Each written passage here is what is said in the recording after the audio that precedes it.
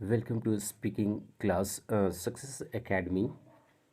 Friends, आज हम लोग मैक के बारे में सीखेंगे। मैक से कई सारे इंपॉर्टेंट सेंटेंस बनाए जाते हैं। आज हम उन्हीं सारे महत्वपूर्ण वाक्यों को देखने की कोशिश करेंगे और हमारा पर्पस भी यही है कि हम कैसे मैक से अधिक सेंटेंस बना सकें। तो हम लोग शुरू करते हैं। जैसे हमें पता है कि कई सारे कार्य हमें करने के लिए कहा जाता है। जैसे हमें बताया जाता है चाय बनाओ, चिकन बनाओ, मटन बनाओ। ऐसे कई सारे सेंटेंस हैं। कुछ सेंटेंस मैंने यहाँ पे लिया है जो काफ़ी ज़्यादा इम्पॉर्टेंट है। उसकी मदद से हम लोग सीखेंगे कैसे मैक का प्रयोग करते हैं। तो हम लोग शुरू करते हैं। Make make tea, this the first sentence. इसका अर्थ होता है चाय बनाना। नेक्स्ट सेंटेंस, मैक फूड, भोजन बनाना। मैक सूप, सूप बनाना। मैक अ सेंटेंस, एक सेंटेंस बनाना। मैक अ ब्यूटीफुल ड्राइंग, एक सुंदर सा ड्राइंग को बनाना।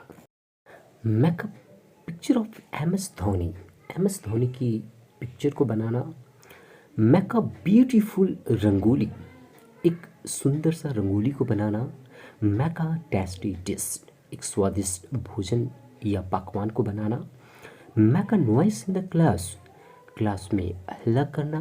Make a very rare scene, एक दुर्लभ दृश्य को बनाना।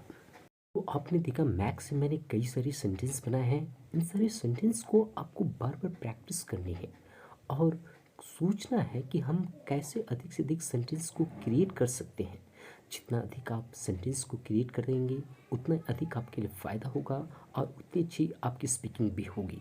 हम अब और भी चलते हैं मैक का दूसरे यूज़ की तरफ। अब हम लोग मैक का जो प्रयोग है पॉजिटिव वर्ब के रूप में देखेंगे। आपके मन में एक सवाल ज़रूर उत्पन्न हो रहा होगा कि आखिर पॉजिटिव वर्ब होता क्या है, इसका यूज़ कैसे किया जाता है। तो मैं आपको बताना चाहूँगा, पॉजिटिव वर्ब का जो हिंदी होता है वह होता है हमारा पैरणार्थक क्रिया। आपने इसके बारे में अवश्य ही हिंदी ग्रामर में पढ़ा होगा, फिर भी मैं इसके बारे में थोड़ा बहुत जरूर बताना चाहूँगा। पैरणार्थक क्रिया उस क्रिया को कहते हैं जब कोई काम किसी दूसरे के द्वारा या दूसरे की सहायता से करवाया जाता है तो उसे हम लोग पॉजिटिव वर्ब कहते हैं। कुछ मैंने यहाँ पे सेंटेंस लिया है जिसके थ्रू मैं समझाना चाहूँगा कि इसका प्रयोग किस प्रकार से किया जाता है। हमारा जो पहला सेंटेंस है, मैक मी अंडरस्टैंड। अंडरस्टैंड का मतलब होता है समझना, लेकिन यहाँ पे मैक मी अंडरस्टैंड इसका मतलब होता है मुझे समझाओ। मैक मी लाफ, मुझे हंसाओ। मैं हंस नहीं सकता हूँ, मुझे हंसाओ। कुछ ऐसी एक्टिविटी करो जिसके द्वारा मैं हंस जाऊँ।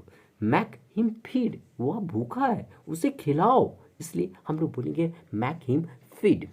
मुझे समय का महत्व को नहीं पता है, आप मुझे समय का महत्व बताओ। तो हम बोलेंगे make me understand the importance of time. Make children ready for school, बच्चों को स्कूल के लिए तैयार करो। मैक देम डांस, उन्हें नचवाओ।